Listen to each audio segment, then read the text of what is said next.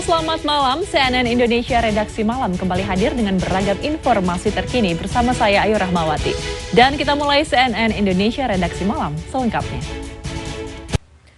Diduga sopir hilang konsentrasi, truk pengangkut gabah menabrak 10 sepeda motor dan warung angkringan di Mojokerto, Jawa Timur, Senin dini hari. Sementara di Sumedang, Jawa Barat, satu orang sopir terluka akibat truknya bertabrakan dengan truk muatan cingkau pada Senin pagi. Polres Bojonegoro, Jawa Timur meringkus 9 pemuda anggota geng motor karena diduga mengeroyok seorang pemuda hingga tewas. Sementara di Serpong Utara, Tangerang Selatan, dugaan penganiayaan dan perundungan yang menimpa seorang siswa sekolah internasional baru-baru ini menjadi viral. Terduga pelaku disebut adalah anak artis. Seorang anggota KPPS di Pasuruan, Jawa Timur meninggal dunia, sementara 3 orang anggota KPPS dirawat jalan, 2 orang lainnya dirawat inap. Sementara di Kabupaten Bandung, seorang ketua KPPS di Cileunyi meninggal dunia diduga kelelahan setelah pemungutan suara. Pemilihan umum 2024 tidak hanya memakan korban nyawa dari para petugas pemilu, tapi juga mental dari para caleg maupun tim suksesnya lantaran kalah dalam kontestasi pemilu. Hingga hari Minggu kemarin, RSUD Taman Sari, Jakarta Barat mencatat sedikitnya ada 5 tim sukses caleg mendaftarkan diri untuk konsultasi kejiwaan. Tertunda akibat banjir, pemungutan suara susulan di 114 TPS di Kabupaten Demak, Jawa Tengah akan dilakukan pada Sabtu 24 Februari mendatang. Sementara itu, akibat aplikasi Sirekap mengalami gangguan, proses rekapitulasi hasil pemilu di tingkat kecamatan di beberapa daerah dihentikan sementara. 5 pekerja pemasangan tiang untuk kabel jaringan internet di Purbalingga, Jawa Tengah tersengat listrik tegangan tinggi. 1 orang tewas dan 4 lainnya kritis. Sementara di Jawa Barat, 4 pekerja proyek tembok penahan tanah di Kota Bogor tertimbun material tebing longsor saat menggali pondasi di bantaran Kali Cipalok. 2 pekerja tewas dalam peristiwa ini. Terbakar cemburu, seorang karyawan BUMN menganiaya seorang pria di Kota Parepare, Sulawesi Selatan.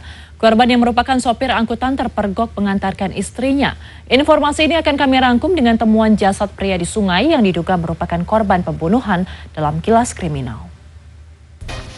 Gulungan kabel optik sepanjang 10 meter di Jalan Sudirman, seberang gerbang Istana Bogor, Jawa Barat terbakar pada Minggu siang. Sementara di Pesanggerahan, Jakarta Selatan diduga akibat korsleting, rumah sekaligus gudang pakaian terbakar pada Senin siang.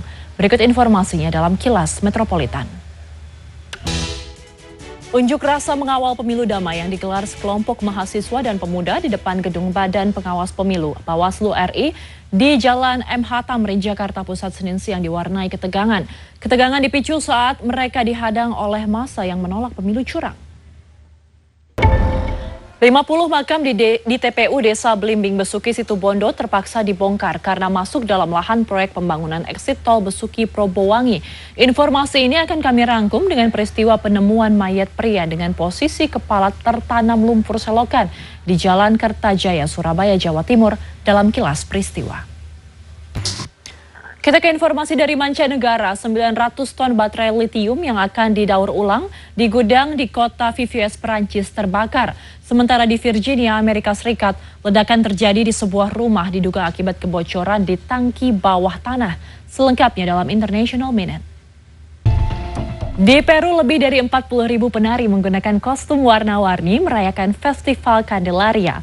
Tak kalah seru di Brazil, ada parade samba bertajuk Karnaval Samba Drome yang diikuti oleh sejumlah sekolah terbaik di Rio de Janeiro. Informasi ini sekaligus menutup redaksi malam kali ini. Namun sebelum berpisah, kami ingatkan Anda segera download Alobank dan upgrade ke Alo Prime. Dapatkan beragam keuntungan mulai dari bonus langsung 25.000 poin, biaya parkir cuma Rp1 serta diskon belanja di seluruh ekosistem CT Corp se-Indonesia.